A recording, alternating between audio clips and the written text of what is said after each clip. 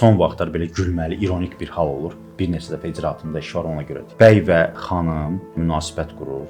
Faktiki nikah münasibətlərində yaşayır və ya sevgili olurlar. Bəy xanıma öz sevgisini bildirmək üçün bahalı hədiyyələr alır və yaxud da ki, maddi olaraq kömək edir xanıma, onun yaxınlarına. Münasibət bitdikdən sonra bəy bu pulu, hədiyyəni geri tələb etməyə başlayır. Bizim mənəvi dəyərlərimizdə, konkret desək, Quran-Kərimdə bir ayə var. Ey iman edənlər, xanımlarınıza verdiyiniz hədiyyəni boşandıqdan sonra geri almayın. Bunu necə geri ala bilərsiniz ki, bundan əvvəl bir yastığa baş qoyurdunuz? Məna ondan ibarətdir ki, əgər sən sevgini bildirmisənsə, bu sevgi bitəndən sonra xanım tərəfindən və ya sən tərəfindən onu geri tələb edə bilmərsən. Hüququ da biraz fərqlidir. Tələb edə bilirsən, amma bu iddia təmin olunmayacaq. Çünki sən əvəzsiz olaraq vermisən bunu bir növ hədiyyə kimi, bağışlama kimi.